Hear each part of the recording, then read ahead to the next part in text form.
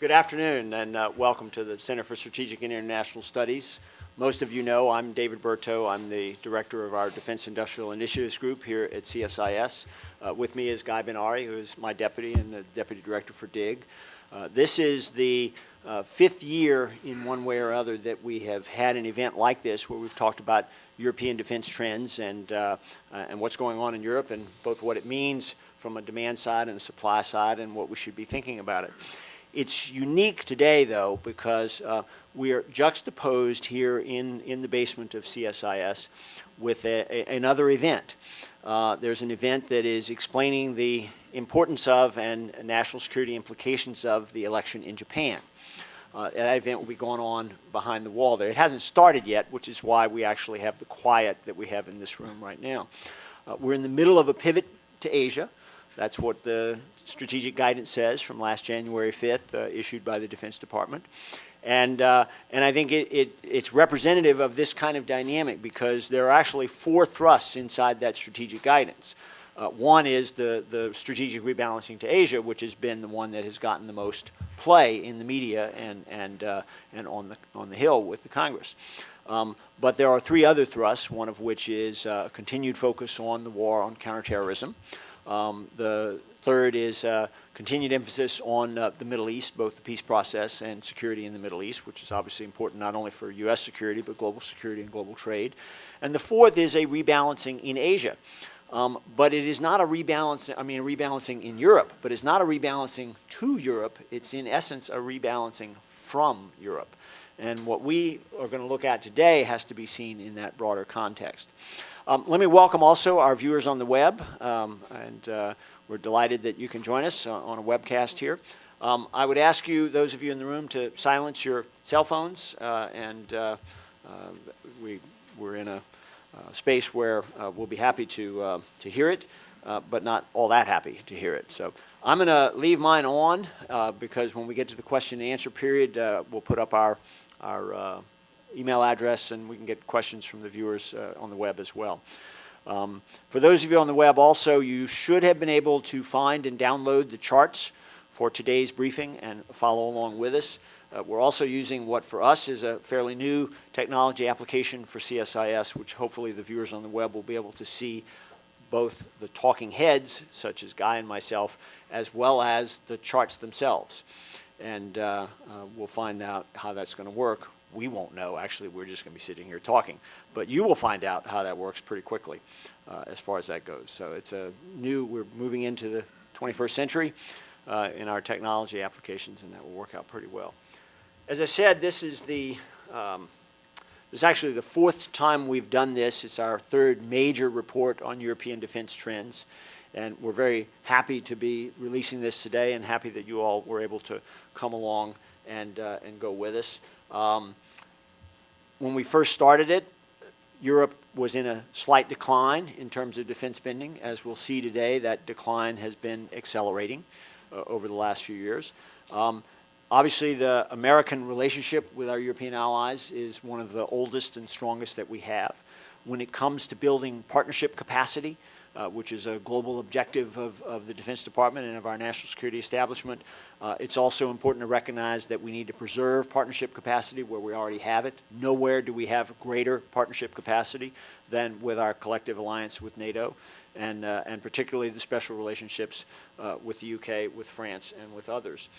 In addition, we've now been through a decade of war with our European allies, and particularly the NATO role in Afghanistan still has quite high prominence and high regard.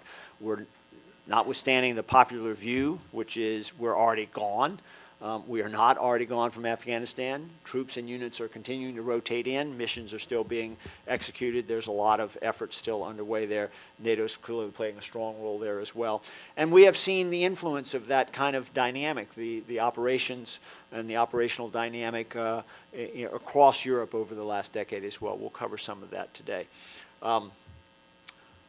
The chart says that Joachim Hofbauer is briefing us as well. He is unfortunately ill today. We wish him a speedy recovery. His absence will be noted more by Guy and myself up here because of what he won't be able to say. But we want to recognize the significant contribution that he made. He's really been the father of this report as we've driven it through. I would also like to acknowledge some of the others who contributed. Priscilla Herman and Sneha Raghavan are our other lead authors, and we thank them for a tremendous amount of work. Ryan Crotty, David Morrow, and Greg Sanders made enormous contributions to various sections of the report as well. And so this has really been a team effort as we put out today. Guy, do you want to add anything else in introduction before we go to the next chart? No, let's go ahead and get started. All right. We're going to go through the charts pretty quickly. We'll let you know where they are in the report. For those of you at home, we'll let you know what chart we're on. And then we'll get to the end. We'll open up the floor for questions and comments and reactions. So this is kind of what we're going to cover today. We'll talk a little bit about methodology. We look at both the demand side and the supply side. And so the demand side is basically what the budgets are, and we'll cover the European budgets. In Europe, there's also a couple of pretty substantial regulatory issues, primarily having to do with the EU new regulations on both procurement and on transfers. We've covered those in previous efforts. We'll update you both on the substance and the status of those today. We also look at the supply side, the European security and industrial base. And we've covered this in the past. We have some methodologies we use in that regard. We're updating the data on that as well. What's new in this report is a much more substantial look at the trend analysis, because we've got some pretty substantial data now over the last decade, and we can look at where it's going and what it likely means for European defense spending, some of the future spending trajectories that come from that. A couple of options that Europe has for perhaps changing that trajectory, those projections, if that's desired, and then some areas for further research. Let me say a little bit about the methodology, the next chart. We cover essentially all European defense spending. Our sources of data are multitudinous. We rely primarily first on NATO data, which is both somewhat standardized, although you got to work at it pretty hard to discover the standardization in some cases, and pretty consistent year over year. The thing it's least consistent on is when it's actually released, and so our analytical process often is held up because it could come out in February or it could come out in June. NATO has its own calendar, I suppose. But we also supplement that with enormous additional amounts of data sources. There's a whole section in the report on methodology, and it cites a lot of those. We then do a lot of analysis of the data ourselves, and particularly try to regularize and standardize data across from sources and over time. And in particular, what we try to do is reach some categories of defense spending that allows us to compare across countries and longitudinally over the evolution of time. And these are categories very familiar to the U.S. because they're the same categories we follow in our own defense budget. Essentially, military personnel, operation and maintenance spending, procurement spending, research and development spending, or investment spending as well. And so if we look at those categories, we try to compare European spending and trends inside those categories with ours for the demand side. For the supply side, we tend to focus on, from the company point of view, publicly traded European companies. And that allows us to both have a pretty robust database across Europe, but it also allows us to sort of discount, if you will, for the vagaries that occur from government ownership, both in terms of revenue, profit, margins, and the kind of typical financial comparisons that we would use for companies. In order to do that, we created some time ago our own European Security Defense Index, and that is the basis of our section in the report that covers that. We'll go through those charts as well. Again, there's a couple pages on the details of the methodology in the back, and we'll be happy to answer any questions in that regard. So let me go to the next chart. This is chart 4 if you're following along. This has two data trends on it. One is the bright red line. The other is the dotted blue line. The dotted blue line is actually defense spending in constant euros from 2001 through 2011, which is the last year for which we have data.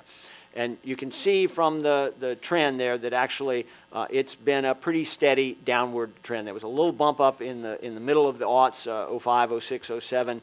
This is again in terms of constant euros.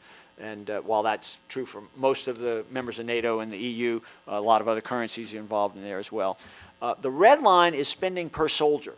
And one of the early discoveries we made when we started tackling this problem is that notwithstanding the decline in overall European defense spending, the spending per soldier was actually going up.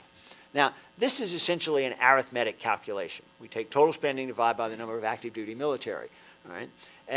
But it serves as a pretty good surrogate for a couple of things. One is the level of investment in technology in the individual military or in the collective military.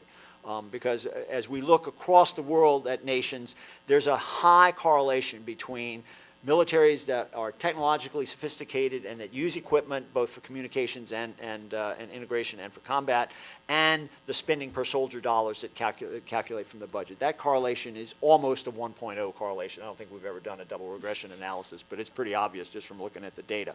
So it's a pretty good surrogate for the technology investment. Obviously, it doesn't bring training or readiness into account, but there's also a correlation between military that invest from a technology and equipment point of view in their active duty military, and those that actually also spend the money to be trained and ready and deployable as well along those lines. So it's a pretty good surrogate in that regard, and a number of European countries are at the top of the list. U.S. is obviously number one worldwide. We should actually think about putting out a report on global spending per soldier, if you will. A number of European countries and Canada, Australia, not surprisingly, are not far behind. In Asia, as we found in our Asia study, really only Japan is at the same level as the U.S. There's another reason for that, though, in terms of the data and that trend, and that is that Europe, over the course of the first decade of the 21st century, a number of countries made dramatic reductions in their active duty personnel, either because they were reducing in general or because they were transitioning from a conscript-based army to a professional career volunteer army or military, if you will. And so that skews the numbers as well. So even as spending was going down, the spending per soldier goes up. From a company's point of view, particularly companies that are in the business of, in fact, providing the technology and the equipment, this has been a pretty good news story, because it says the market actually is still there. The demand is still there. The opportunity to gain benefit from investment in technology is still there. What we've seen here in 2010 and 11 is essentially a continuing decline in overall expenditure rates, but a flattening of the spending per soldier. As when we talk to the trends, we'll talk about this a little bit further in terms of projections. We're not sure that that will continue. By and large, other than Turkey, most European countries with large numbers of military now have made that transition from a conscript-based military to a professional military, and so there's less opportunity, I think, going forward for the payoffs, if you will, in that regard. So with that, let me hand this over to Guy, and you'll go to the next one. So now we'll talk a little bit about the categories that David mentioned earlier. These are the spending categories that the U.S. uses, NATO uses, and we've tried to standardize the spending in the non-NATO countries in Europe along similar categories where possible.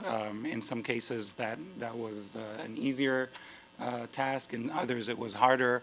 But where possible, we try to break down all the budgets that we looked at for 37 countries, so not just the European Union members, not just the NATO members, but really all of Europe.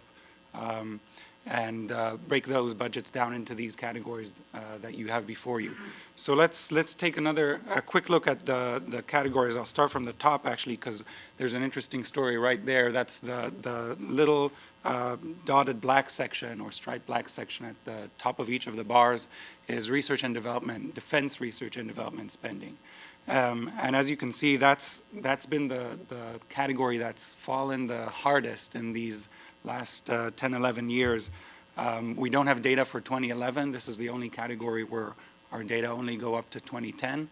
But in 2010, there was about half of what was spent in 2001, spent on defense research and development. So down from almost 13 billion in 2001 to just over 6 billion euros in 2010. And that's a drop of about 8-9% every year.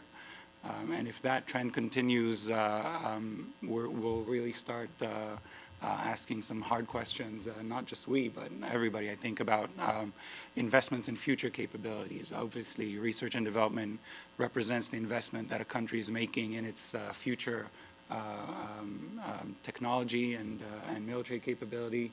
And this trend is quite worrisome for us. Yeah, and let me add to that, Guy, that from an export point of view, and we'll see this when we get to the section on the supply side on the company's performance. They've increasingly come to rely on exports as a source of revenue. The extent to which there's a correlation between being competitive in the global export market and having invested in R&D at the front end is, we think, pretty high, and there's a very strong possibility that this reduction in investment in research from a European company's point of view could lead to a reduction in their competitiveness in a global export market over time as well. Right. That's one of the things that we'll be watching for going forward. Let me go to the next chart. Hold on, sorry. Oh, I'm sorry. There's more categories. Oh, there are more categories. You're right. Yeah. Some of us think R&D is, in fact, the only thing that matters, but it's not. Very quickly on these others, though. The next one from the top, the slight green bar, is infrastructure. That's the category that's dropped the second fastest after R&D at about 3.5% per year. And now accounts for about 3 to 2.5% of overall spending, largely as a result of reductions in force structure. The infrastructure that's needed to support that force structure goes down as well, and that's what we're seeing here. The sort of purple section there is O&M, operations and maintenance spending. And that category has actually been quite steady throughout the time period that we've looked at, largely explained and pretty obviously by operations in Iraq and Afghanistan and the participation of European allies in those. Personnel is the biggest section in each of these bars, obviously, about 55% in 2001, coming down, though, to about 52% of the share of the overall defense spending in Europe in 2011. But still, a significant investment there, over 100 billion euros spent on personnel. And then, interestingly enough, the category other than O&M that's fallen at the lowest rate is the lower bar, or the lower section in each of the bars, the blue section, and that is equipment. And that for us is one of the probably few good news stories here for Europe, in that they have managed to largely protect their equipment accounts from the drops in the budgets that they've all been experiencing. Interestingly enough, I think in the U.S., the historic trends have been that when we draw down our defense budgets, one of the first accounts that we hit for savings is the investment accounts, so R&D and equipment. In Europe's case, that's not been true, and in fact, about 20% of the annual defense spending has been dedicated year on year to equipment, and we've not seen a big change in that. And that is a big difference in the U.S. We've looked at the last two major drawdowns in the United States, the post-Vietnam drawdown in the 1970s, the post-Cold War drawdown in the 1990s. Right. In each of those drawdowns, the percentage decline in procurement and investment accounts in the U.S. defense budget has been dramatically greater than the overall percentage in reduction. For Europe over the last decade, it's been dramatically less. There's some question as to whether they can be maintained over time as well, particularly without the R&D investment. Now let me go more officially to Chart 6. This is really a section of the report that covers spending on collaborative efforts, if you will. There's been a tendency in Europe over time for defense dollars to be spent inside the country of origin. And there's some pretty strong tendencies for security of supply reasons, it's the nice phrase to use, to spend your dollars on defense on a host nation, on your own companies and your own equipment, if you will. And the data here on Chart 6 sort of validates and verifies that, if you will. The large blue section, which is tends to range in the 80 to 75% range, is money that's spent internally within the country. The red part is from other European collaborative, and then the very top is from collaborative efforts as well. So within EDA member states, the vast majority of the expenditures are domestically oriented. Now, this does not, we can't discount or take out of here, for instance, a European subsidiary of a U.S. company. right? So we're looking at the actual location of the work as opposed to the ownership structure of the company when we look at these data. But it basically shows that most of the money being spent is still being spent internally. Similarly, for research and technology, which is a subset of R&D for EDA member states, this is even stronger the case. The R&D money is being spent internally. So these are reflected more completely in the report, if you will. Let me move on now to chart 8. This is figure 14 and page 28 in your book. So I've kind of skipped ahead a little bit in the report, if you will, and talk somewhat our section on the regulatory reform efforts. We've been tracking for some time the EU Defense Procurement Directive, which was enacted back in 2009, and the Intra-EU Transfer Directive enacted in 2009 as well, both of which sort of succeeded the Article 296 rules about using exceptions to, essentially non-competitive exceptions to award defense work to companies within the country.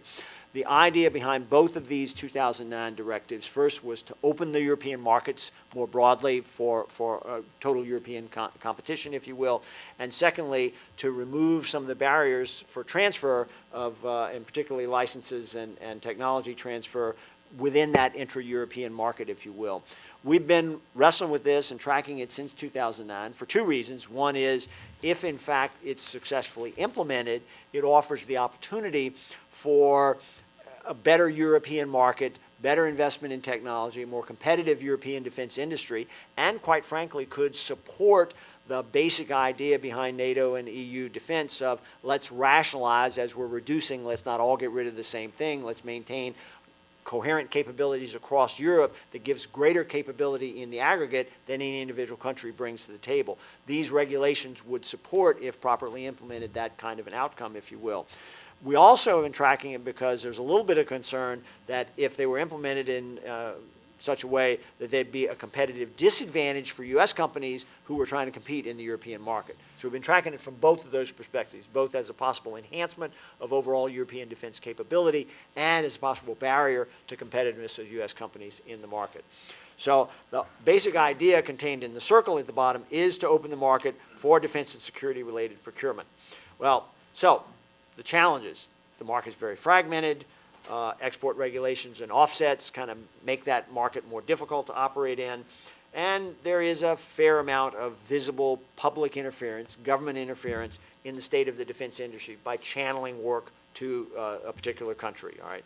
So what's happened since 2009? Initially, the target completion date for implementation was August of 2011, and for the transfer in June of 2011. The initial reflection by most of the member countries tended to ignore those dates. Gradually, the EU started actually implementing procedures to call into question member states' failure to comply. That tends to spur compliance and move forward.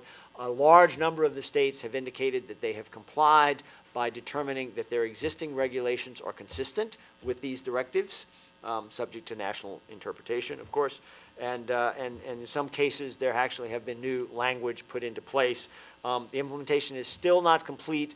I think it's fair to say that from our perspective, the results of the implementation so far have largely been inconsequential. And I refer you back to the charts that show that most of the money is still spent on internal domestic companies. And so we're really not seeing the full and final result. However, it could be that the combination of these directives and the global pressures for competition in global markets could lead to some changes in internal behavior as well as time goes by.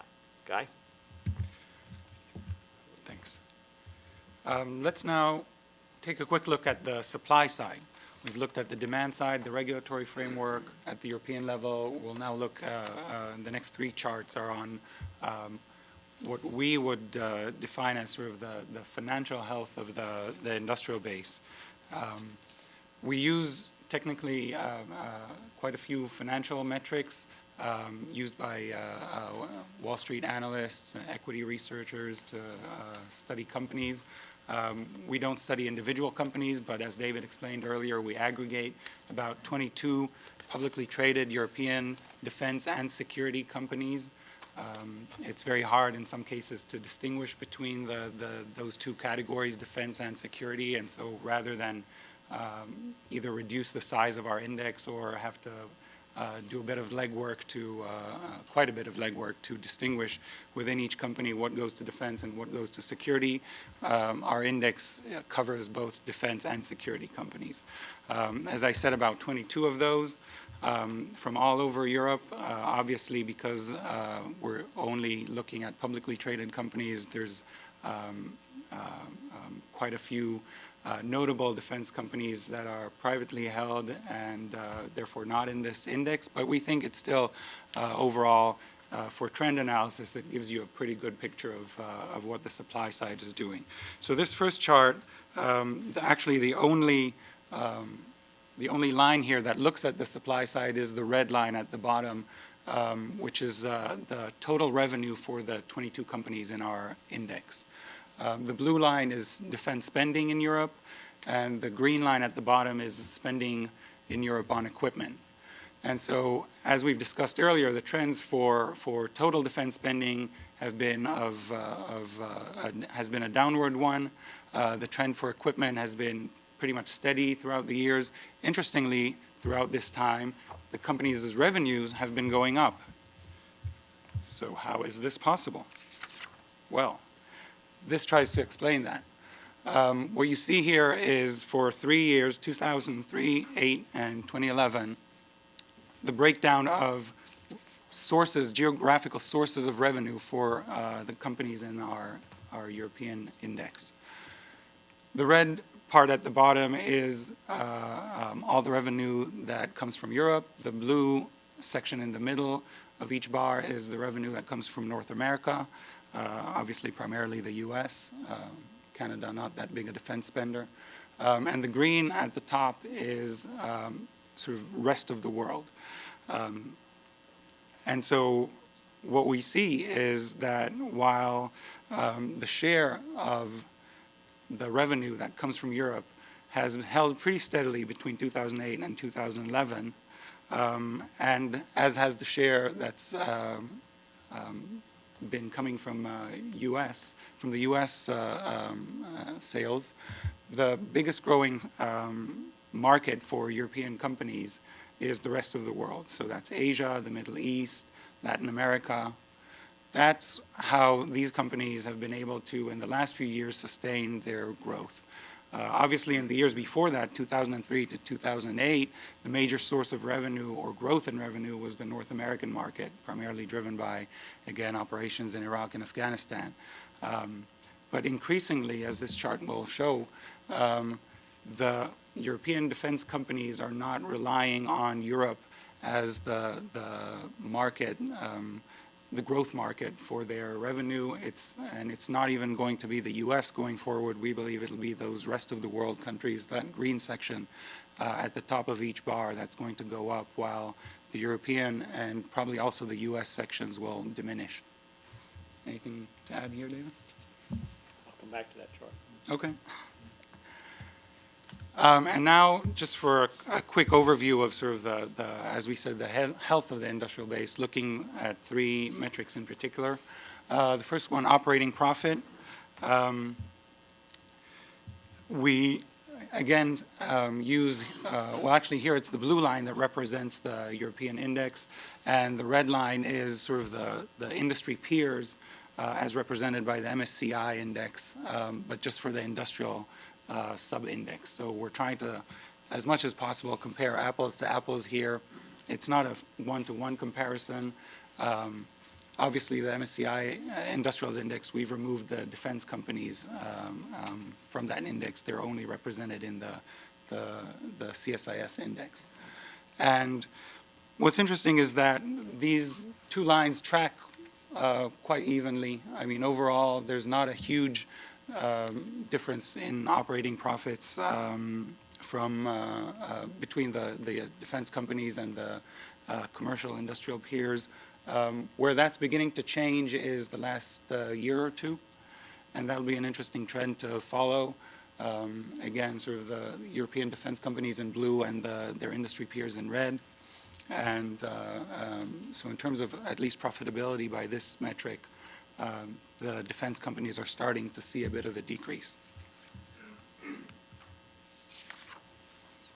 I should add just a quick methodological note. As you've seen in the titles for each of these charts, we've weighted the index by revenue here so that there's an equal sort of effect by each of the companies as opposed to the index being skewed by the few very large companies in the index.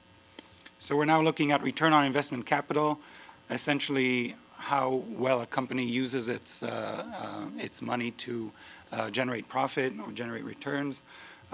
Here, the picture is a little different from the profit picture, where we see that for the majority of the time period that we've analyzed, the defense companies actually have a higher return on invested capital than their industry peers in the commercial world. And it's actually been going up significantly in the last few years for the defense companies, as it has for the commercial companies, but a good news story here overall.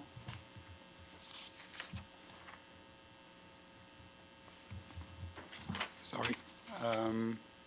And then the last metric that we'll use for this presentation at least is Capex, capital expenditure.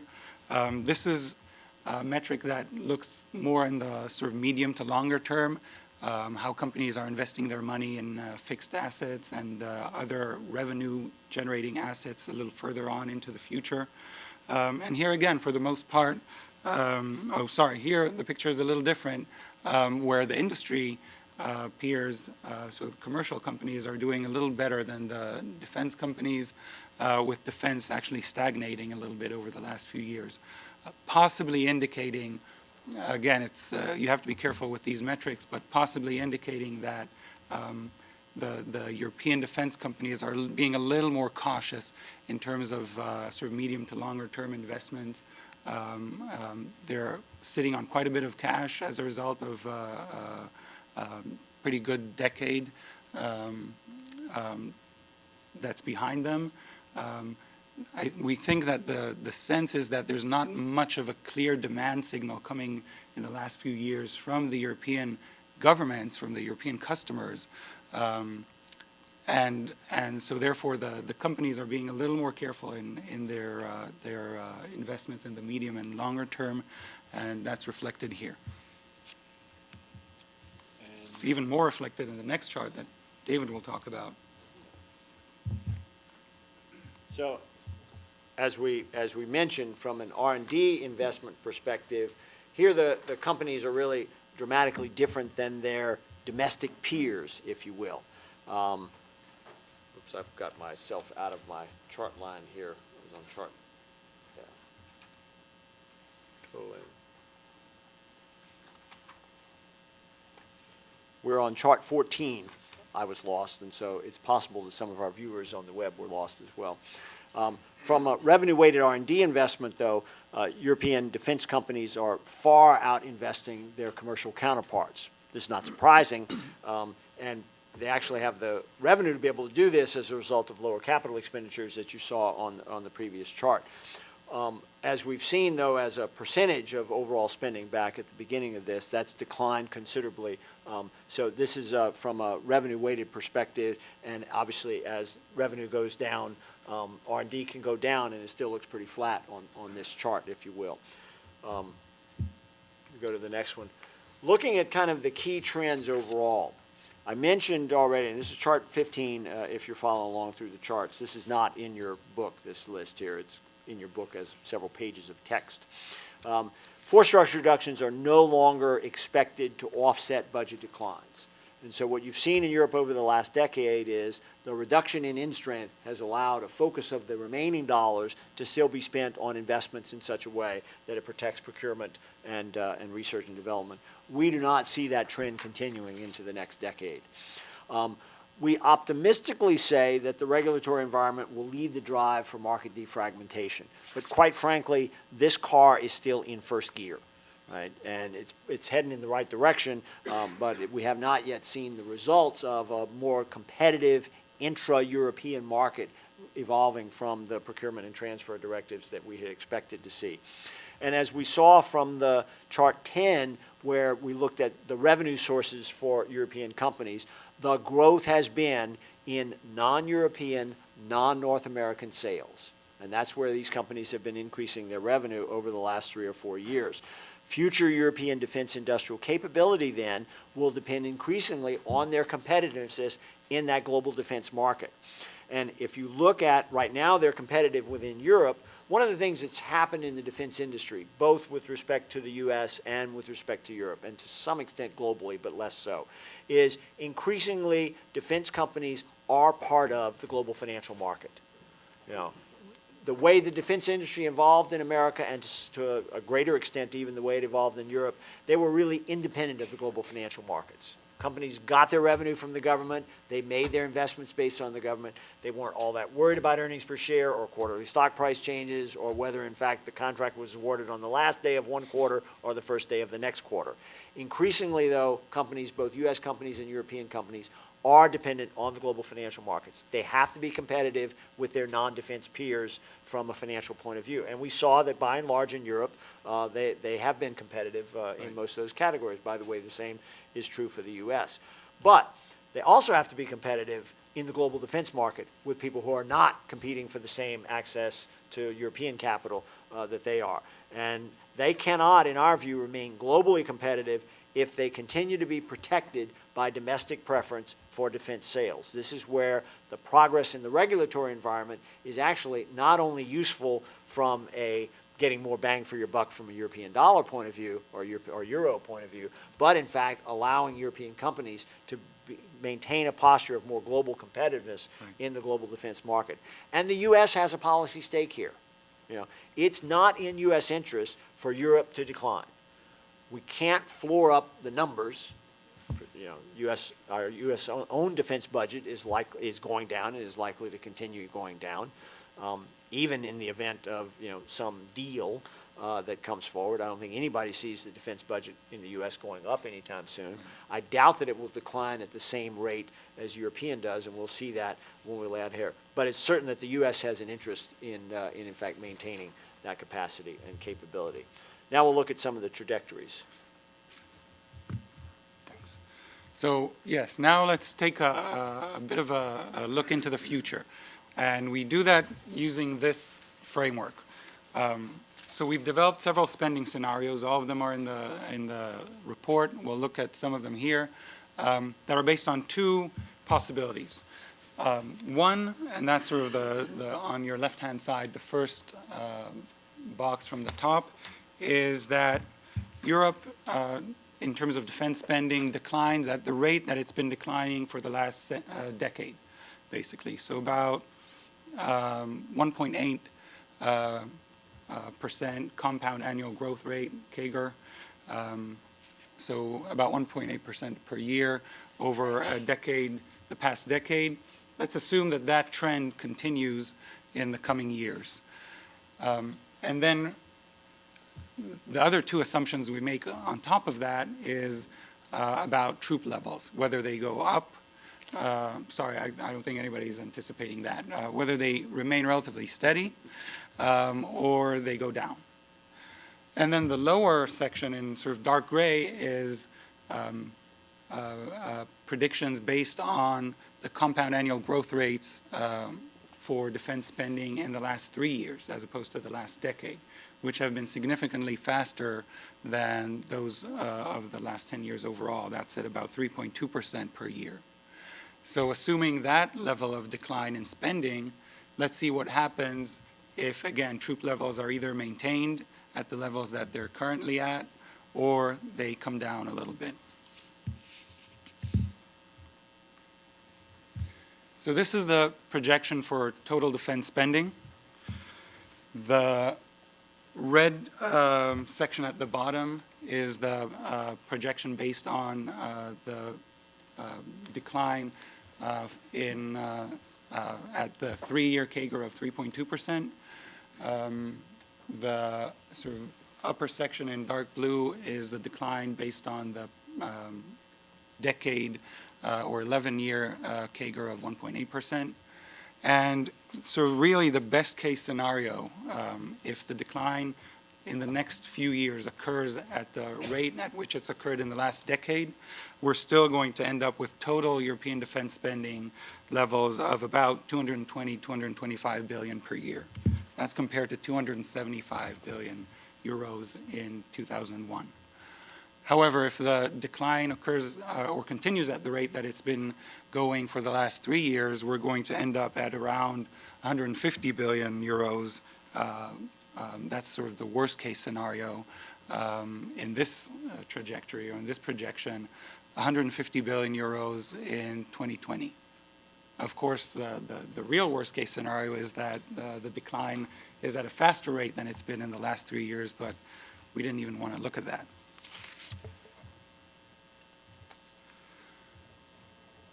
Then we mentioned earlier this metric of per soldier defense spending, and this is looking at that metric again ahead into 2020 based on the two possible scenarios.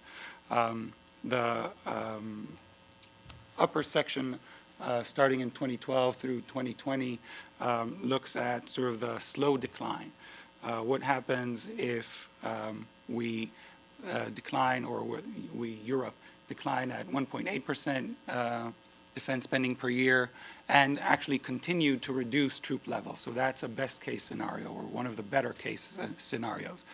So slow decline in defense spending coupled with continued reductions in troop levels. And that'll get us up, obviously, in terms of the defense spending per soldier, up into the range of sort of 125,000 euros per soldier. The alternative scenario is that reductions in spending occur at the faster rate that they have come down in the last 3 years, but troop reductions continue, and you still get a bit of an increase in per soldier spending. However, if the troop levels are held constant, and that I think is sort of our more likely scenario, there's no reductions in troop levels. This is the scenarios or the trajectories in per soldier spending looking forward to 2020. So even under the best case scenario here, which is sort of the dark blue section again on the top, there's still a continued decline in per soldier spending. That decline becomes even more significant if the 3.2% reductions from the last 3 years continue into the future. And again, troop levels are held constant. The spending per soldier goes down significantly. Again, not an unlikely scenario and not a very pleasant one either. So given that, what do we face?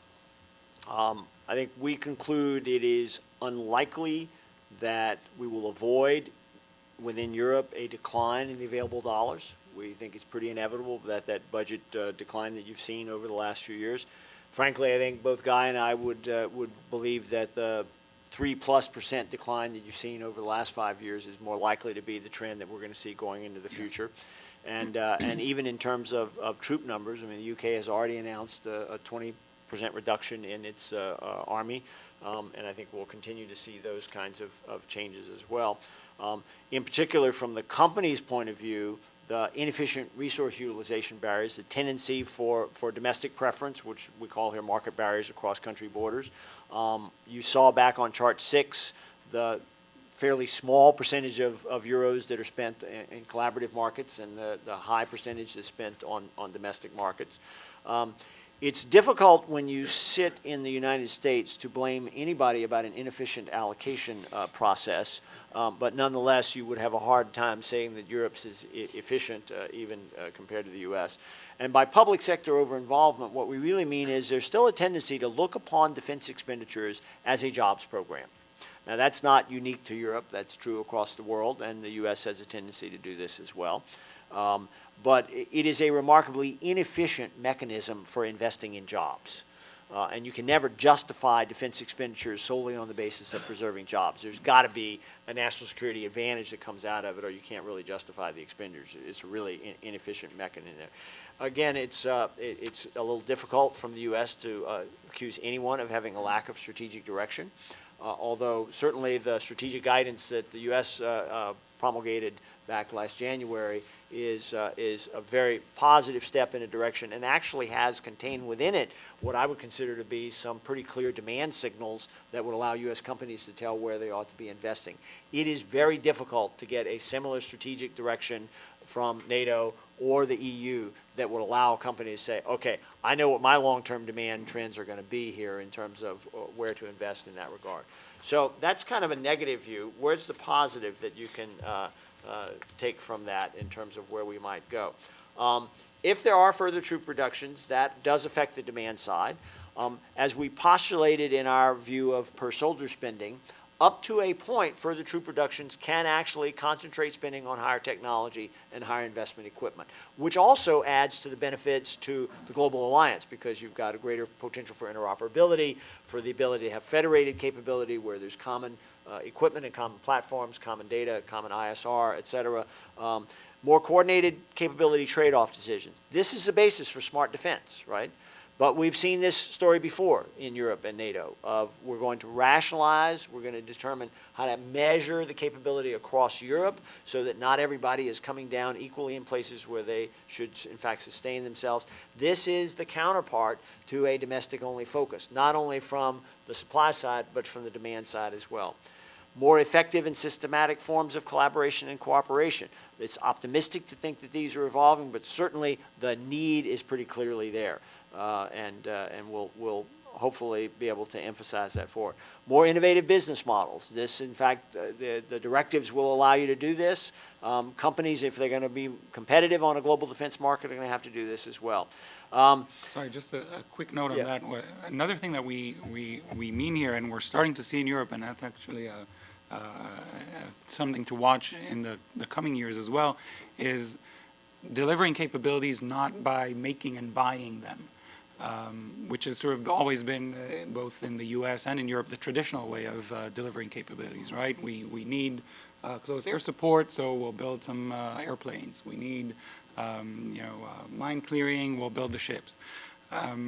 Increasingly, you're seeing different strategies and different, that's part of what we mean by the innovation here, is you're seeing things like the Solace agreement to deliver airlift by leasing aircraft as opposed to buying them.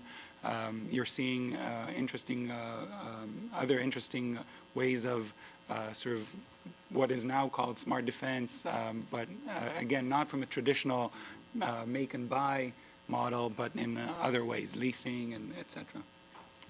And when it comes to collaboration, taking interoperability to a higher level, for instance, you saw in NATO operations involving Libya, British air crews flying U.S. aircraft, and because they had in fact trained together and owned and operated similar equipment. These are harbingers of some great potential future for getting more defense for less money, if you will. And the final part in terms of competition, I mean, there's ample evidence that you'll get more for your money if you have a strong competitive environment. And this requires obviously three things. One is a better definition of requirements and an ability to stick with that definition going forward. The second is a regulatory environment in which in fact competition is rewarded and decisions can be made. The problem with competition is you actually have to let the losers lose as well as let the winners win. And this is a hard thing for governments to do sometimes, right? And then the final part is you have to have companies that are capable of competing and bringing both the technology and the performance ability to bear in that competitive environment so that when the winners win, there's actually some benefit from it. This is about as rosy a picture as we can paint going forward. What we certainly want to recommend from the regulatory environment is finalize the implementation of the reforms and then monitor and enforce their application. The test cases here will be critical. If a company or a country is actually brought inside the European Union system to essentially a court case, that's got to be very carefully selected so that it stands up and actually the benefits outweigh the political dimensions and cost. And with any luck, it'll be selected in such a way that it never actually comes to fruition, but we begin to see a little bit of the diminishing of the barriers to intra-European competition. And again, this is probably very strongly in the U.S. interest. On the supply side, two strong recommendations. One is increasingly limit the public sector involvement on the supply side so the companies themselves can both become more of a private sector company and more competitive in the global market, and then to support exports more systematically and create more efficient and predictable frameworks. We see this within the U.S. as well. One of the biggest problems is requirements, particularly for foreign military sales and direct sales. There's a tendency of sort of everyone for themselves and whoever can sell first and get in there. Within Europe, we've had a long, strong tradition of how to allocate and prioritize. When you get out into the rest of the world, we saw this very strongly in the report we did last summer on Pacific Force Posture. There's a much less of a tendency to be able to say, you know what, if I only have so much money, this is what's important for the alliance for you to spend it on. That's a much harder thing for us to answer around the world. It's important for both Europe and the U.S. going forward. And then just sort of as a closing note, here's what we'll be looking at in the coming years, or coming year. We want to look at import and export patterns, primarily at the transatlantic level, but also, again, as part of the tracking of how well the directives on intra-European defense trade are being implemented.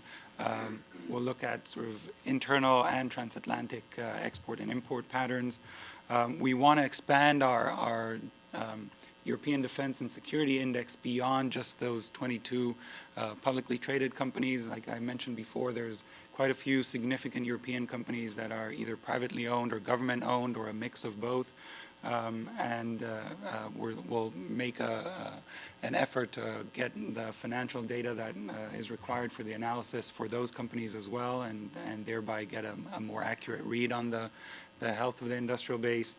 And lastly, we'll take a look at developing some metrics that can help us gauge how effectively and how efficiently defense euros are being spent in Europe, and so it's not just a question of how much is being spent, but how well it's being spent, and we haven't quite gotten the how well section of it yet. Hopefully we will in the next year or so. I would note we have a little trouble answering that question for the U.S. as well. What did we get for our money? So this is a kind of an endless task. I should also point out that the methodology and the approach that Guy and his team developed for European defense spending, we've also begun to apply this past year for the first time to Asian defense spending, where both the data are a lot less robust and available. There is no NATO to gather everything together, but the need for a better understanding and better analysis is clearly great as well. I'm going to put the last chart up. This is chart 25. This is the chart that has my email address. We've reached the conclusion, I think, of our presentation here today. We'd like to throw the floor open for questions. So the way we do this, even though it's kind of a small room, we want the viewers on the web to be able to follow this along as well. Raise your hand. We'll recognize you. We'll bring you a microphone. Wait until you get the mic. State your name and your affiliation, and then ask your question, and we'll have at it. So let's go with the first one up here, Jesse. And for those of you on the web, you can send your questions in to dberto@csis.org. All right, yes, ma'am. Yeah, Marisa Lino with Northrop Grumman. In looking at the last decade of European defense spending, your figures include the NATO operations in the Balkans, in Iraq, and in Afghanistan. With as well as Libya. And Libya, of course. I'm assuming, looking at this, at your conclusions, that the trends are very negative in terms of what Secretary General of NATO calls smart defense, because spending, there will be a reluctance to involve the NATO in further out of NATO operations because there is less money to go around, and there is the inherent reluctance to go beyond borders in terms of spending. I mean, we've seen how long it's taken to accomplish certain collaborative projects, years. So I just wonder if you have any thoughts on that. Thank you. Thanks. I have a couple comments. You may want to add a couple as well. It's probably true that, it is certainly true that from the data point of view, the operation funding has been the most stable in terms of not being cut over the last decade. And this is in part driven by the fact that it's pretty hard to cut operation support while you actually have troops out in the field, right? And so that's going to be it. So the expectation would be that the reductions in operation would probably move up to the same as the reduction level that we've seen in the other overall accounts. We have no basis, we can't break out the numbers, so we don't actually know from the data how much was spent on Afghanistan, Iraq, Libya, et cetera. On the other hand, of course, there's very much the possibility that some other operation will still emerge. Now there's no other Libya out there, but there are other things going on that Europe could, in fact, or NATO could be involved in, like Syria, for example, right? And so, the dynamics of what's going on in the world will have as much to say about that as well. But I think you raise, Marissa, a slightly larger question as well, which is, what's the rationale and the argument for why you have national security spending and defense spending in European countries? And there's a grave concern that absent the appearance of an immediate or an existential threat, which obviously we had for many years with the Cold War, that the tendency is you don't have to spend any money at all, right? And for some time, I think we recognize that there's really a pretty powerful dynamic at work here that if we're not careful, we'll try to replace something with nothing. And the extent to which we decry the tendency to spend defense dollars on internal companies does have one small advantage, which is it makes sure you keep spending money on defense, however inefficiently or ineffective it might be. Once you lose that, you've got to have something better to replace it. And I think a global view and a collaborative environment in which specialization can actually occur, it's very conceivable, and you could build a pretty good argument that for less money you could have equal capability that you have out of Europe today, collectively. But to do so haphazardly is impossible. It's got to be done more rationally. To argue that, in fact, smart defense is going to provide that rational structure, the evidence isn't there right now. The theory sounds good, but the evidence is just not yet available. And so it's really something of, I think, pretty serious concern and something we need to watch. One of the things that we've stated before when we've had these reports is that we think the U.S. has a responsibility to actually play a bigger leadership role with regard to both stating that and fostering the behavior that leads to that kind of outcome. I think that need is still very much there. And just a quick follow-up apropos smart defense, or pooling and sharing, as the EU likes to call it. I think, to David's point, you can do more with less, especially in Europe, especially with all the overlap on both the demand and the supply side. So there's multiple programs that deliver similar capabilities across multiple countries, and if you did the right sort of level of coordination and synchronization, you could get more bang for your euro. I think maybe a way to incentivize that, and we've seen that across some of our projects, where once you get data on something, as bad as the data is, that's an incentive to improve it, and not just improve the data, but improve what the data actually tells us, or what the data is showing us. And so maybe getting at that issue by pulling out the numbers on smart defense, I'm trying to think how you might do that, but saying, okay, here's the capabilities represented by, or here's how smart defense is represented by certain capabilities, and let's track investment in those capabilities. I'm sure that that will improve the data available. There's no smart defense, breakdown of the NATO budgets right now, but I don't know, maybe there will be one going forward, or maybe we can push for one. But once the data is there, the data are there, I should say. I know you are mindful of that. But once the data are there, maybe that'll incentivize countries to actually put the money in as well. There's probably one final point, and then we'll go to another question. The companies themselves recognize that they have to maintain a global competitive posture here. And the necessity for companies to be competitive in the global defense market does require different changes in behavior, and I think can help offset some of that tendency of we're at peace, we don't need to spend this money, and if we're going to spend it, we don't actually need to get anything for it. And so there's some, I think, optimism.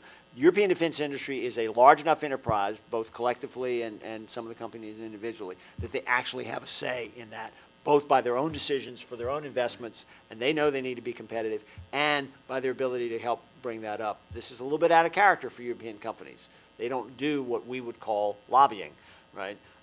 But there may be an evolving need for them to at least validate their own interests in survival and competitiveness, Right. and invest and behave in such a way that is consistent with that. This is a big leap for European companies, but it's not outside the realm of the possible. We have other questions here. I'm Harlan Ullman. Thanks for all the effort you put into this. My question is tinged with a lot more cynicism, because I think you're wildly optimistic about what's happening in Europe, David, and you know that. For better or for worse, I've been sitting on the SACEUR Advisory Board for almost 10 years. I've been working with a number of major MODs, heads of defense staff, like. There's nobody in charge. You talk about NATO and smart defense. There is no smart defense. If you take a look at what Allied Command Transformation put out in terms of its 53 initiatives, it's going to achieve nothing. The EU isn't really providing a lot of leadership. The United States, in my judgment, has turned its back in Europe. We have had absolutely zero leadership there in terms of trying to use things more productively. So I think your analysis is terrific, and I think it's enormously useful. But my larger political question is, as Henry Kissinger famously said, who do I call when I try to get hold of Europe? How do we turn this around and bring some degree of rationality? If you've visited the NATO staff recently, as I'm sure you have, I would say it's far more centrifugal than it has been in a long time. So who is going to be the organizing factors here in terms of rationalizing, in terms of doing the really smart things that need to be done, when it looks like NATO is really concerning itself more introspectively with nation building at home? The EU remains obviously at loggerheads with NATO, and the United States does not appear to be taking a lead. Could it be through some of these regional arrangements? You've got the UK-French agreement, you've got the Nordic agreement, you've got the Romanians, for example, and the Poles doing collective R&D, things like that. Give us some hope. I'll give you. I appreciate that question, Harlan. We are, I suppose, both by profession and by temperament optimists, or we wouldn't be in this business for very long. And I also think that it's easy to remain optimistic about European defense when you compare it to the rest of Europe on the overall European economy. I think there are three dynamics, though, that come to play here. One is that Europe's own awareness of its situation has been masked by both the level of conflict and the operations involved in supporting that conflict, by the reduction in troop numbers that has allowed you to feel like we're still doing a pretty good job of sustaining and maintaining the capability that we have going forward, and by essentially the rest of the world is paying attention to other parts of the world. At least the first two of those will cease to exist, and so there'll be greater clarity in terms of seeing what the actual consequences are. In addition, the focus on domestic preference for expenditures has not yet seen the kind of job losses and the kind of reductions in capability that I think will come forward. It may be that, in fact, it has to get a good bit worse before there's any motivation for it to get better. The final point is that typically the world provides us with opportunities to realize the trouble we're in before we hit rock bottom. Whether Syria would be that or whether something else will be that problem, we can't really tell. I think the point you made, though, about the opportunities for sort of maybe not Europe-wide capabilities, if you will. I mean, clearly the U.S.-UK relationship remains the special relationship, and I think it's important for the U.S. to continue to get that right. It's a difficult situation for Britain because they actually have to sort of figure out how to both remain engaged with the U.S. and engage more with Europe. This is a difficult challenge for the Brits. We've had a number of conversations with them here. We'll have that opportunity again in January. We'll have General Sir Peter Wall over talking about what the implications of reductions in British Army are going to mean. The UK-French alliance, of course, this is what, our third try in the last 20 years at that, but this one looks like it may actually have a little bit of sort of subliminal staying power and produce something useful. The possibility of Britain leaving the EU or changing its relationship with the EU, I think, has enormous security implications and is dwarfed by the broader economic considerations, but certainly needs to come into play. And frankly, I think the most important thing, and you're right, on this point we should probably be more vocal. The U.S. needs to play a more vital role, if not necessarily from a broader public point of view, at least from a foreign policy and a national security point of view in terms of being the voice there. That depends on SACEUR in many ways carrying that and the U.S. representative to NATO, and there's a strong opportunity there. They might need more ammunition, and I think part of the role we play is, in fact, to provide some of that ammunition. So maybe what we do is we're going to actually take a third scenario, one in which, in fact, the acceleration in decline that we've seen over the last 4 years continues to increase, and show what the net effect of that would be. Because ultimately, unless you see the end of the road and say, I don't want to be there, you're not going to end up changing your path on the way. Do you want to add anything to that? Yeah, just a quick point. I think you're onto something with the regional sort of partnerships, and I think a combination of something like smart defense or pooling and sharing from the EU side and those regional initiatives is the way forward. Because I agree with David, you're not going to get smart defense at the collective 28 NATO members level right off the bat. It'll have to start small. It'll have to start with capabilities where there's a history, either operational or on the R&D side of countries collaborating. So either they've built something together, or they've been out in the field with it together, or there's something else at play. There's similar cultures. That's why I think the Nordic and the Baltic regional initiatives are successful, because there's similar cultures, similar backgrounds, and a history of working together on other non-defense issues maybe. And so I think this combination of smart defense or collaboration in defense at the sort of European level, or in theory, provides the framework and provides a list of sort of certain capabilities, for example, that you want to maintain or improve in. But then the implementation happens at the regional level, at least initially, to sort of build the first cadre of success stories or good practices that others can learn from. Can I throw out a recommendation I made elsewhere that you might want to plagiarize? Hang on, let's get the mic back. We're always in favor of taking advantage of intellectual capacity elsewhere. You remember many years ago, Bob Comer, bless his soul, became the special advisor to Harold Brown for NATO. We need the equivalent of a Bob Comer today, maybe working out of the White House. I think it's the only way you're going to be able to energize. SACEUR, quite frankly, does not have the clout. He doesn't get the support. The mil reps and the perm reps to NATO do not get the support. You need somebody who's going to be working possibly out of the White House, certainly for SecDef. That's a recommendation worth thinking about. Thanks, Harlan. Let's go over here for the question, and then I have one from the web. Thank you. Scott Harris. For most of the last decade, I was with Lockheed Martin in Europe, learning about the inefficiencies of that marketplace.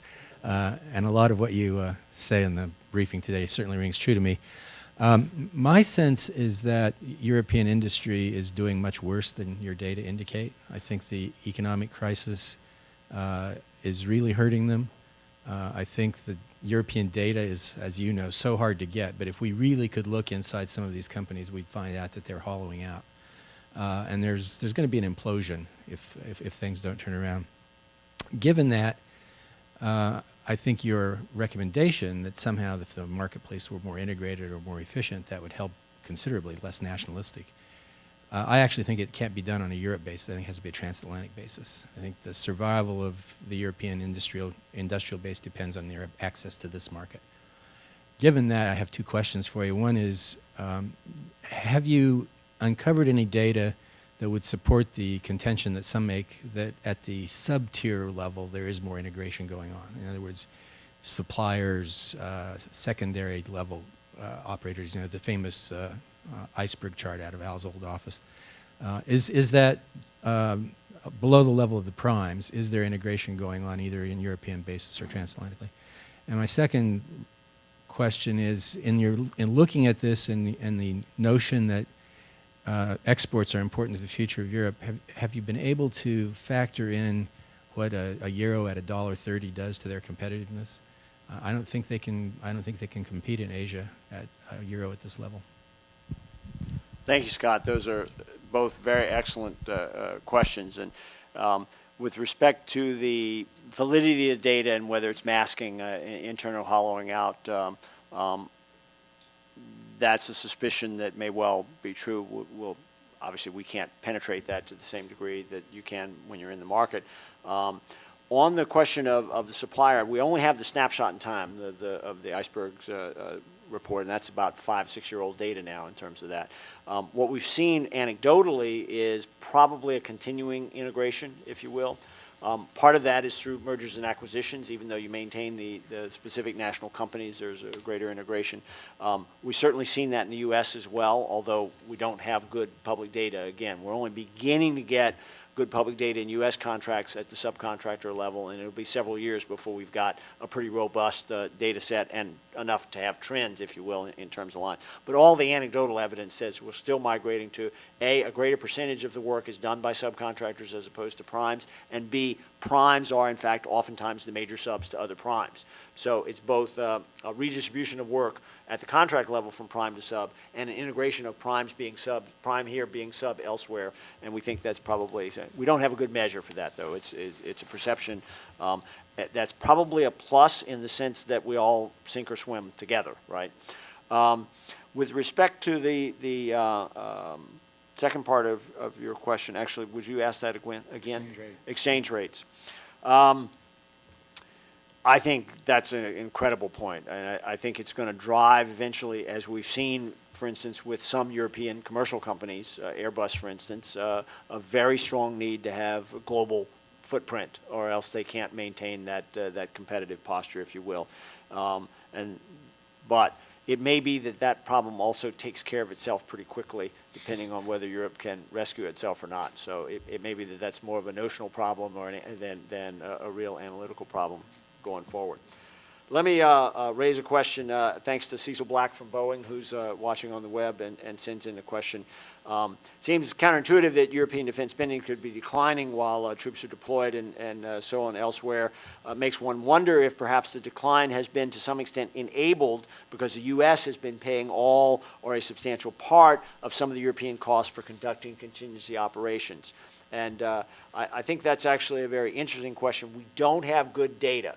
But it's pretty apparent, for instance, if you look at operations in Afghanistan going on today, the U.S. is absorbing a substantial amount of the lift costs associated with these, a substantial amount of logistics costs in country, a substantial amount of the information surveillance and reconnaissance and the communications costs, and some of the initial medical and evacuation costs for those who have the misfortune of being wounded in combat.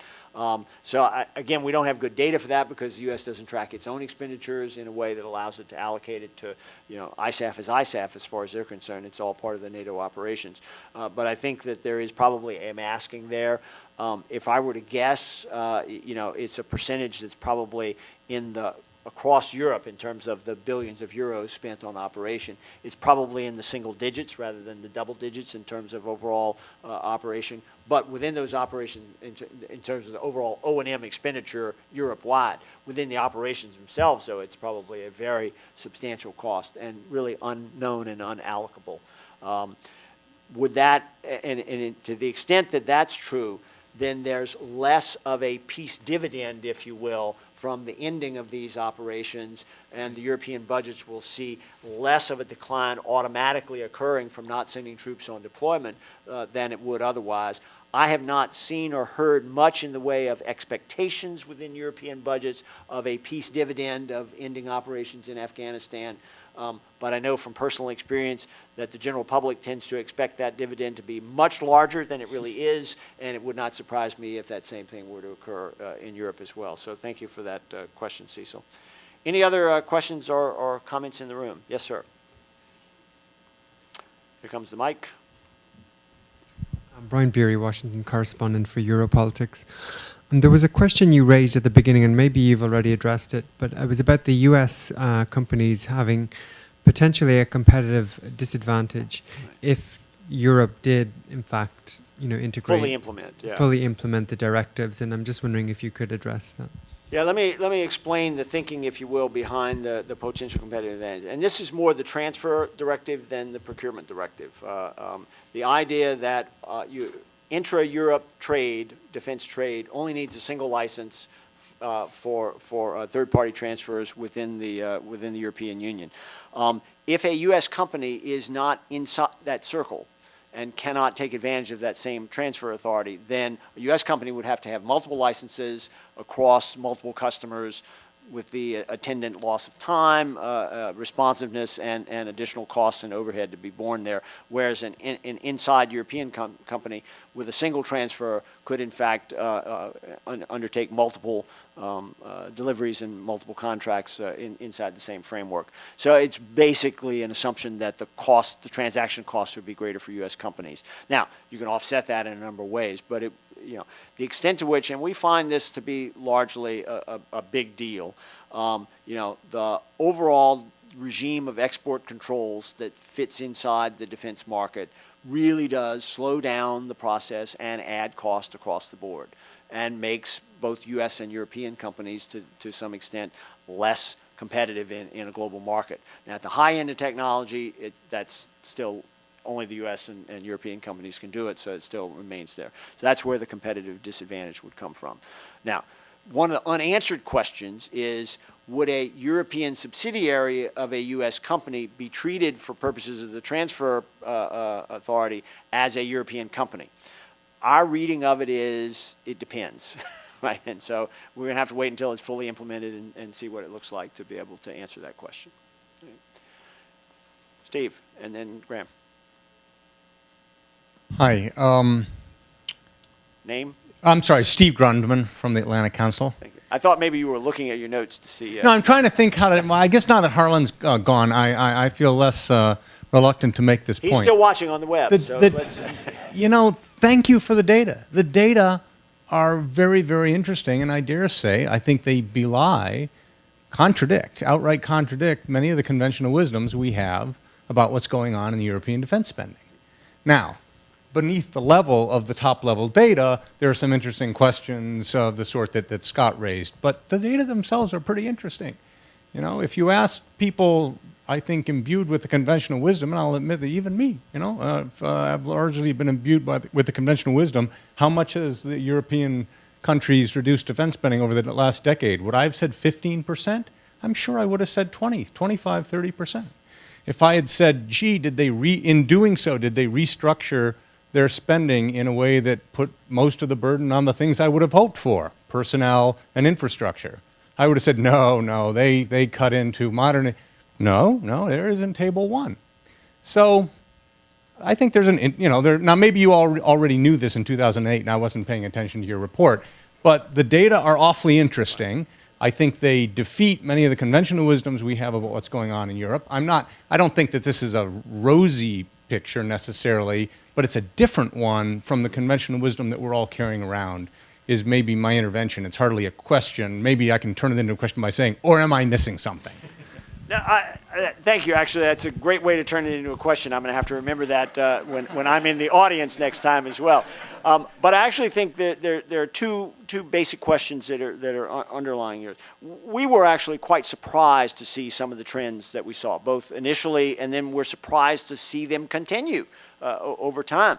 In fact, when we sat here with our last update for 2010 data, overall defense spending in Europe from 2009 to 2010 in constant euro terms actually went up. Not a lot, but a little bit, 0.2%, 0.3%, something like that, if I remember right. In procurement, it was about double that, about 0.4%. Primarily driven by only 5 countries, and Sweden, Switzerland being 2 of them, so not all NATO and European countries. Nonetheless, it's pretty important to see what the data actually tell you. I also think it's true. We've relied for decades on, if we are doing a major ground force deployment, the Brits will send a division, right? And we could sort of count on that. And I think going forward, the Brits won't have a division to send. Well, but it's not clear to me that over the next decade, we have a lot of deployments that we anticipate where we're going to need a British division. So, the match of supply and demand from a military operations point of view may not be completely out of whack here. And I think the opportunity is there, whether the motivation and the incentives are there to actually use the declining European expenditure and the opportunity to shape a different kind of capacity and capability, because there's still enormous capability, contributory and alliance setting, that comes out of individual European countries and the collective NATO capability. And what we need to do is recognize how important it is to maintain what we can of what's there, rather than focus on what's being lost that we may not need anyway. So. Just a quick follow-up there. I think, when you use data, publicly available data, by the way, we don't have access here that anybody else doesn't have. I think the data improve, and we talk to the folks at NATO, for example, who produce the NATO numbers, and we'll ask them, hey, what happened, between 2007 and 2008? And they'll say, well, we'll go back and check, and they do. And sometimes there are errors, or sometimes there's changes in accounting standards across countries, and there's lots of different things. So, I think there's an advantage right there in using the data in the way that we are, in terms of it helps improve it. And I think ultimately what we hope is that by sort of collecting this data and putting it out in the way that we are, I think hopefully we can drive some policy change. And I think it's easier to make policy recommendations or any policy argument when hard data are behind it, as opposed to anecdotal evidence. We're really not very cool. We live for detecting R&D data discrepancies inside NATO and getting them to fix it. And we feel victorious when that sort of thing. Because actually, policy is better when it's connected to data. And data get better when you use them. And that's part of the mission. Graham? Thank you. Graham Smart, US Crest. I had a question when I was going to speak first, but now I think it's been answered, and therefore I'm maybe just going to reinforce some of the comments. The data is extremely useful, and I think it does suggest a number of sort of fairly dire conclusions. But at the same time, when you go through an aggregation process, as you've clearly done around Europe, and obviously my view of Europe is you typically can't aggregate Europe and get consensus on very much. And clearly, when you look at the different behaviors and motivations of the European countries towards defense, you also have to bring in the aspect of aspiration. Many of the countries in Europe have no aspirations with regard to what is the purpose of defense. It may have a benefit in terms of defending the home country, and maybe even going as far as defending Europe. But there are a few countries where the aspiration goes beyond the home boundary. And I think, in any aggregation process, you tend to lose that. And therefore, building on what was said about regional analysis, and I do believe there's an awful lot going to come out of the French-British treaty work. I think it's important to look at that, because I think there are a few countries, maybe as many as half a dozen, that are taking these problems very seriously. And probably 20 or more that are not taking these problems very seriously. And therefore, when you lump them all together, you get a bit of a mismatch of kind of issues get lost. So just, I think, reinforcing what you've already said in the comments you've made. That's a good point, I think, about the disaggregated and looking at, and Jesse, you can just pass the mic next to him there for the next one. I think that we do have a tendency to want to look at it in the aggregate, in part because it's the supply side, because from the company's point of view, there is a more aggregated market. From the policy side, in terms of alliances and perhaps implementing smart defense and having a more rational distribution of capabilities across European countries, it's a different picture, and we probably, the nature of our report is it really doesn't go there, it just sets that sort of thing up. But from a CSIS perspective, that's certainly worth some further analysis and pursuit. Go ahead. Joel Johnson. Comment and a query on the iceberg and cross-Atlantic integration and the EU directive. The export control reform here, the U.S. answer to the EU directive in part is the STA, the Strategic Trade Agreement, in which, for example, the state estimates that 11,000 licenses in military electronics will go over to commerce next year. Those will mostly qualify for the STA license-free treatment among 36 countries, including all but 2, I think, of the EU. So, in one sense, we're playing the same game as the EU, and that should facilitate movement license-free across borders. More interesting one, because you commented on exports. I mean, I've been through, this is the third downturn I've been through, and each time, of course, both the companies and governments want to solve the problem with exports, of which, of course, there's less market than there is requirements. And there's no question that if the U.S. had had its way in India, Brazil, UAE, we would put out of business, Switzerland, we would be happy to put out of business 3 of the European fighter companies. And, you know, I don't know whether you think there should be any coordination between Europe and the U.S., of which the companies would fight desperately against, of course, as would our lobbyists.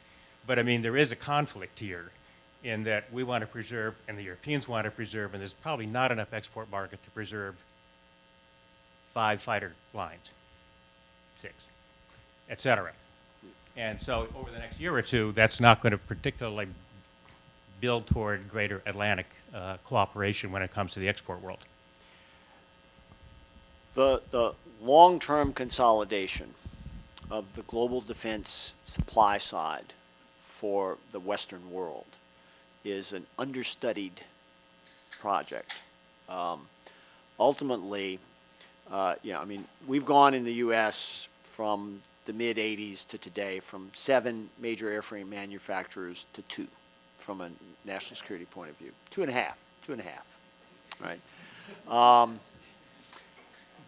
Or 2 point something, right? Rounds to a half. Europe has gone from 13 or 14 to 4 or 3, depending on how you want to count them, right? And there are rising competitors outside Europe and the U.S. that are going to reshape the nature of it. I mean, if you take a 20 or 30-year view, you know, there's perhaps a value in collaboration that nobody is seeing right now, you know, because ultimately China will eat us all when it comes to competitiveness in this regard, or at least that's the view of some. I mean, China has its own problems that it's got to get past first, and it may or may not make it. Very hard to take that kind of a long-term view. I think in the near term, and I certainly don't mean this in the sense of a military-industrial complex, but when you can align the objectives at the national level with the objectives at the company level, there's a lot more benefit to be gained by that from both a benefit from the dollar spent and a national security return on that. And I think the answer to your question really should be viewed through that prism. I'm not quite sure what that answer is, by the way. I don't think it's in the U.S. interest for Europe to go to 0. I don't think it's in Europe's interest for Europe to go to 1. But you can't sustain, I mean, the market's just not going to sustain the level that's there now. So can you possibly use greater integration to move in that regard? How much of that is demand and how much of that is supply driven? I don't have a good answer for that. And I think we're going to go through a pretty rocky patch over the next few years, because you're right, we can't all win the limited market that's out there, and the market that's out there won't save us. And if all of that isn't enough, most of the countries that the Europeans and the Americans are competing for business from are asking for more tech transfer and building up and assistance in building up their domestic defense industrial bases. So Yep. You might sell there in the short term, but not for very long. Yeah, Brazilian aircraft are competing for U.S. defense contracts now, right? And so this is not a world that I grew up in, and not one that I expected. This is a daunting audience in front of which to speak, because there is, in fact, a level of collective experience on European marketing and delivery and European analysis and policy that dwarfs what we have up here on the table. So you've been most respectful and kind to us as we've gone forward today. I have no further questions from the web, and I think what we'll do is give you back the rest of your afternoon. Thank you all very, very much for coming, and we look forward to continuing input.